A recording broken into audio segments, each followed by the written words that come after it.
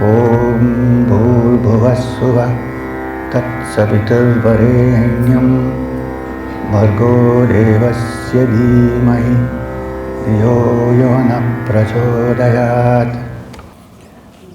Om Brahmanandam Paramasugadam Kevalam Jnanamurtim Dandvadidam Gaganasadarsham Tattvamasyaadilakshim Ekam Nityam Vimalamachalam Sarvadi Sakshi Bhutam Bhavatitam Trigunarahitam Sadgurum Tam Namah.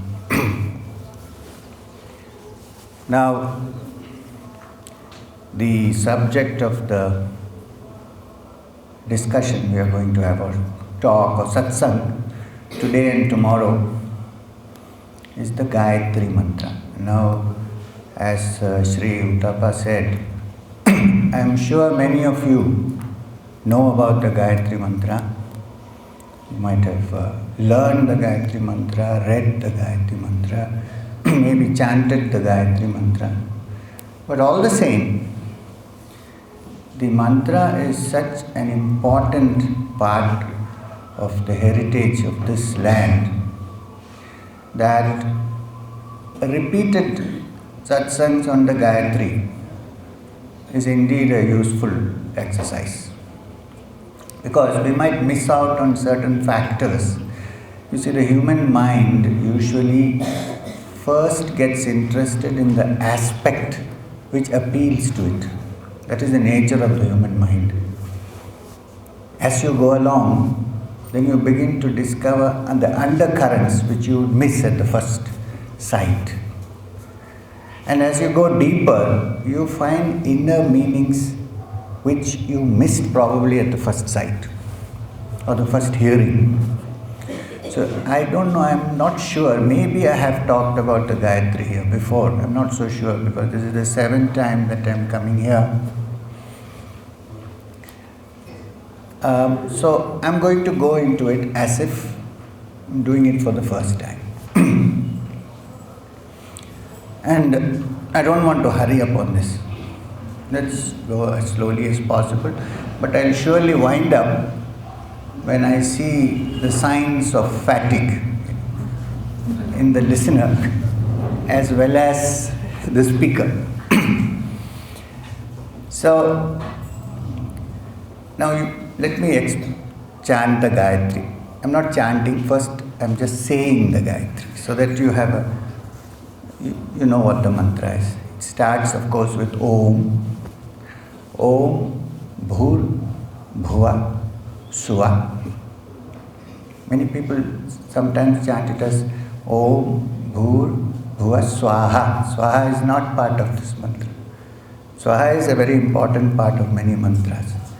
Swaha. It's almost like saying so be it. Swaha. But here it is Om Bhur Bhuva Suva. Suva being the short form of Swarga. We'll come to that. Om Bhu Bhuva Suva Tat Savitrvarenyam Tat Savitrvarenyam Bhargo Devasya Dhimahi. Not Bhargo Devasya Dhimahi, Bhargo Devasya Dhimahi Dhiyo Yo Na Prachodayat. Dhiyo Yo Na Prachodayat. This is the mantra. Now, a literal translation of the mantra is, leaving aside the first sentence, which is the most important sentence, the most important part of the Gayatri Mantra, which is the first. If you leave that for the time being and go into the literal content of the Gayatri Mantra, actually, the best time to speak on the Gayatri is in the morning, when there is light and when there is the sun. But perhaps Gayatri also refers to the inner light. So, first line, Om Bhur Bhuva Swa. We keep it for the time being. Om always is a word, a sound used before any mantra. It's called the pranava, meaning that which gives life to something. Prana, that which gives prana is pranava. We will come to Om also later. Bhur-bhuvah-swah. Then the next three lines are the literal translations of the literal meaning of the mantra, which is Tat Savitrvarenyam. I worship, I bow down, I worship that Tat Savitra, which could mean the sun. It could also mean any light that falls on this earth with no discrimination whatsoever on whom it is falling. The sun falls on all. It doesn't discriminate between you and me. Because I can go into the shade, that is my response.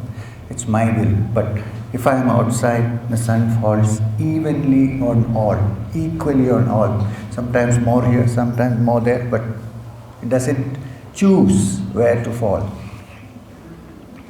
So I bow down to that supreme light, the Savitra.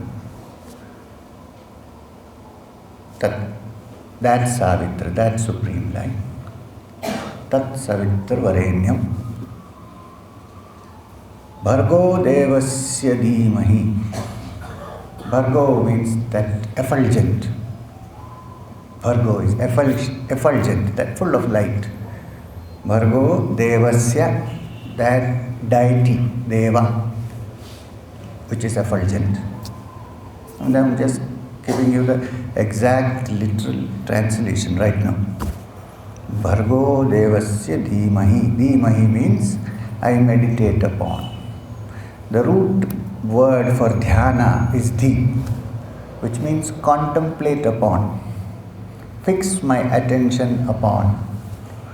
So, Bhargo Devasya Dhimahi, I fix my attention, contemplate, meditate upon that effulgent Deva, being. Now the last part is, I suppose, the most important part, where the request is put forth.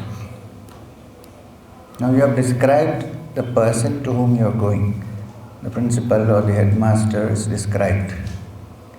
Now, what is the application that you put forth? Or what is it that you wish to do? What is it that you are asking for? Dhiyo yo na prajodayat, which means Dhiyo meaning intelligence, from which also Dhi comes, the root. Dhiyo means that intelligence or that understanding. Dhiyo yo na, that understanding in me, prajodayat. Prajodayat. You can hear me? There's some problem. So, Dhiyo yona prajodayat means, may my intelligence be stimulated. I would like to say stimulated. It's a better and accurate translation.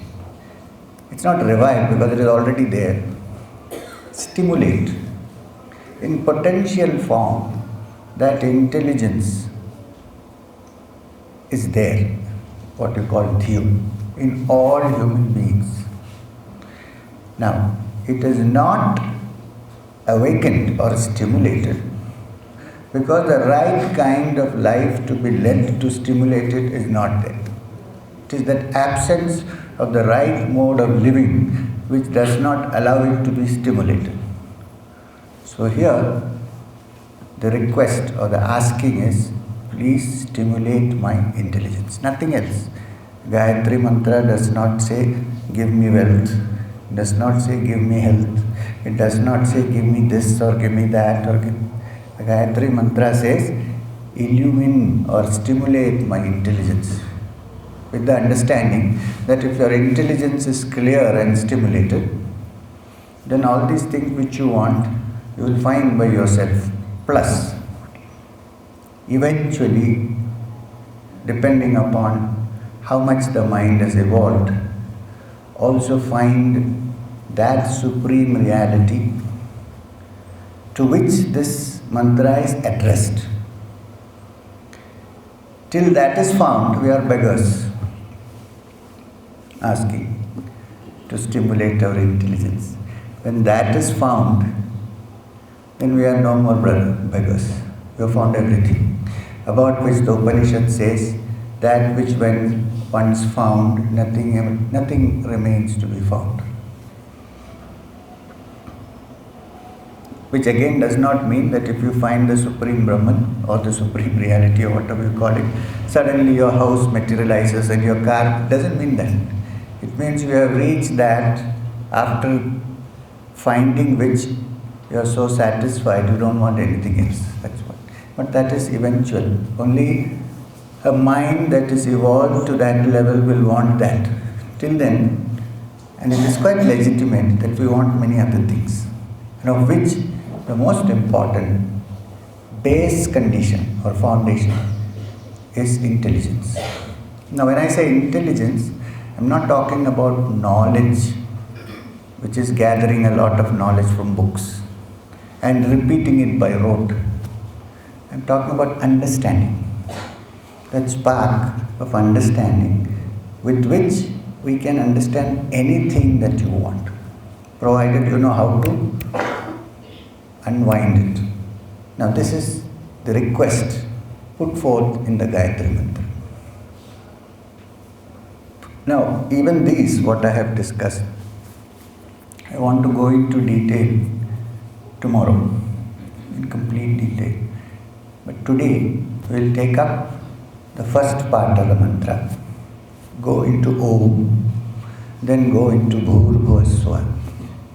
Then tomorrow we'll go back into the last three verses.